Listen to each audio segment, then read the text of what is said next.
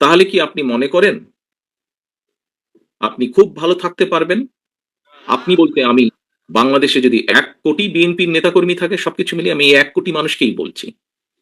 আপনারা কি ভালো থাকতে পারবেন? মেজর হাফিজ সাহেব উনার বক্তব্যে একটি কথা বলেছেন। উনি দুদিন আগে যখন এলাকায় গিয়েছেন, উনি কিছু মানুষকে দেখেছেন উনার সামনে। উনি খুব অবাক হয়েছেন।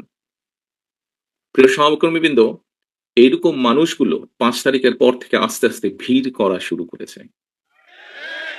এরকম এখানে আরেকজন বক্তা বলেছেন যে, এই ঘরে যারা উপস্থিত আছেন, খুব সম্ভব মঈন খান সাহেব বলেছেন ওনার বক্তব্যে যে, এই ঘরে যারা আপনারা উপস্থিত আছেন, আমাদের দেশনেত্রী থেকে শুরু করে আমাদের গ্রামের প্রতি শেষ কর্মীটি পর্যন্ত প্রত্যেকটি মানুষ বিগত ১৫ বছরে, ১৬ বছরে আমরা 111 থেকে ধরলে আরো লম্বা সময়, আরো ২ বছর সময় নির্যাতিত হয়েছেন।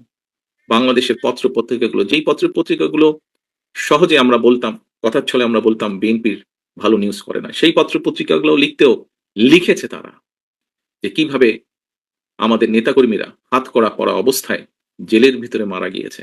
কিভাবে আমাদের নেতাকর্মীরা হাতকড়া পরা অবস্থায় হাসপাতালের বারান্দায় শুয়ে আছে। প্রিয় সহকর্মীবৃন্দ, এই ঘটনাগুলো, এই দৃশ্যগুলো নিশ্চয়ই আপনারা ভুলে যাননি। আপনারা যদি ভুলে না গিয়ে থাকেন, প্রিয় সহকর্মীবৃন্দ, তাহলে আপনাদের প্রত্যেকের মনে আজকে একটি প্রশ্ন বা জিজ্ঞাসা আসা উচিত যে কেন আমরা ওই যে হাফিজ সাহেবের যাদেরকে দেখেছেন, কেন এই মানুষগুলোকে আমরা আমাদের আশেপাশে ভিড় করতে, শহীদ রাষ্ট্রপতি জিয়া রহমানের প্রতি এখনো যে মানুষের ভালোবাসা, শ্রদ্ধা আছে, সেটিকে ধরে রাখার দায়িত্ব আমাদের।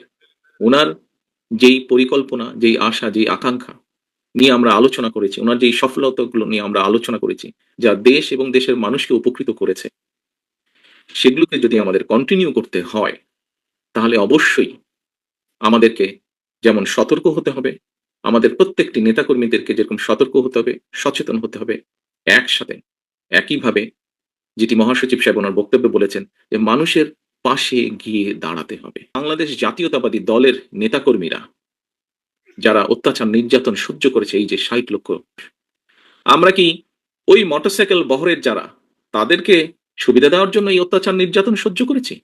অবশ্যই নয়, অবশ্যই নয়।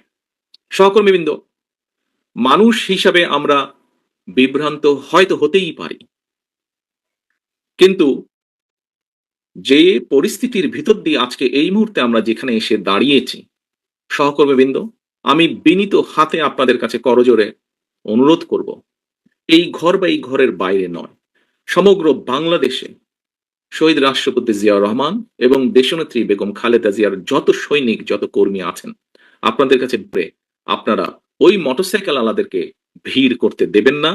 দয়া করে আপনারা নিজেদের প্রত্যেককে, দয়া করে আপনারা শহীদ রাষ্ট্রপতি জিয়া রহমানের জানাজার চিত্রটা মনে করবেন এবং দয়া করে আপনারা বিভ্রান্ত হয়ে বিভ্রান্তিকর কোনো কাজ করা থেকে বিরত থাকেন। সহকর্মীবৃন্দ, কথা প্রসঙ্গে সবাই বলে যে একটি নিরপেক্ষ নির্বাচন হলে, বিভিন্ন আলোচক বৃন্দ বলেন যারা বিএনপি করেন না, আপনারা বিভিন্ন টক শো দেখেন, আমিও দেখি, বরং হয়তো চেষ্টা করি একটু বেশি দেখতে যেহেতু দেশ থেকে দূরে আছে,